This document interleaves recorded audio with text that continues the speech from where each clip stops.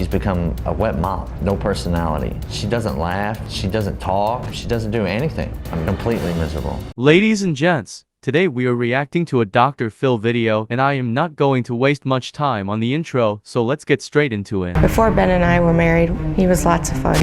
Kelly was so easygoing and affectionate. After we'd been together 6 years, I felt it was important to get married because I wanted to set a good example for my son. Kelly told me that if I didn't marry her, she was going to take our son and leave. I did not give Ben an ultimatum about marriage. Our wedding day was absolutely perfect. I was happy, he was happy. Just me, or he does not look so happy? I was walking down the aisle when we got married, and I remember thinking to myself, I didn't want to get married. It was a waste to me. It took him till his wedding day to realize he did not want to get married. I have a lot of questions.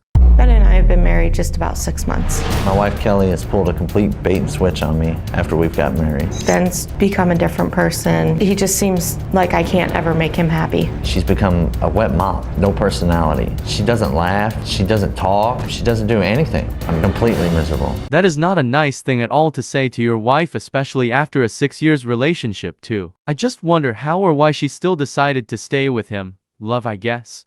Ben makes me feel worthless. Ben feels that I do not provide for him sexually or emotionally. Ben has said he hates me. He may as well just rip my heart out of my chest. Kelly wants to control and tell me how to do everything. It makes me cringe to refer to Kelly as my wife. I feel like Ben has fallen out of love with me. After being married to Kelly for 2 months, I started talking to other women online. You bro needs to chill out. Only 2 months in, and he already looking for other women. I found a lady online and I met her. I felt like we really connected. She understood me, I understood her. We had a lot of the same interests. I started thinking about my son. My fear was that Kelly was going to take my son and I was never going to get to see him again. So I completely cut off this other woman. I never spoke to her again. A few days after that, the woman that I had been talking to online showed up at our house. Damn, this where things get a little bit spicy and interesting. If there is one thing to never do in a relationship, it's cheat. It has to be like the worst legal crime a person could commit. Although I have never been cheated on or cheated to, so I do not have any life experience to share, but the moral is never cheat. When I heard the knock on the door, I just thought it was somebody selling Girl Scout cookies.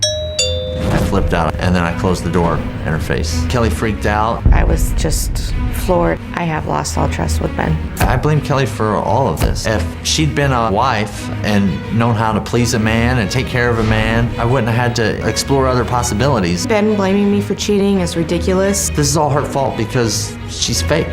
Kelly was one person when we were dating. After we got married, she's a completely different person. I did what any man would do if he was in my situation. Clearly, they are not having a great marriage, but we all know that one guy that could fix anything, including this, is nobody but drphil. So let us hear what he has to say about this whole situation. Okay, well, I want to ask you why you're putting up with this, but I'll get to that in a minute. In the meantime, I want to talk to him. Okay. You know, I think everybody does what they do for a purpose. If you say certain things, you say them because you want a certain result. I have some of your quotes. You said, when I look at her, I am totally disgusted by her. I think, this is really my wife? That's a statement of yours. Yes. What is your purpose? She's just not the person that I married. That wasn't what I asked you. I didn't ask you who she was or wasn't. I said, why did you say that? What was your purpose? What was your desired result when you said that? You said it to us, so right. You want us to know what? You want us to understand what? How I feel. That how you're, I feel about it. but she's just beneath you. Already getting pressed by drphil, he is too good at what he does. She's beneath you. You're better than that, right? You said, this is really my wife?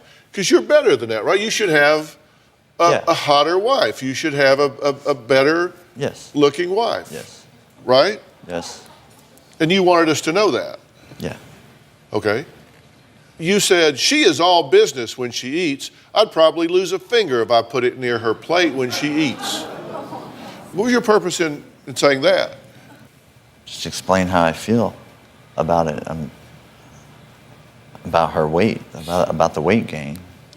You find her disgusting, right? Sometimes, yes. You said the Olive Garden is her favorite place. I can't go there anymore with her because it's blank disgusting to watch her eat. He doesn't think much of you, the way you look or behave, but he's pretty proud of the way he turned out. Absolutely, yes, he is.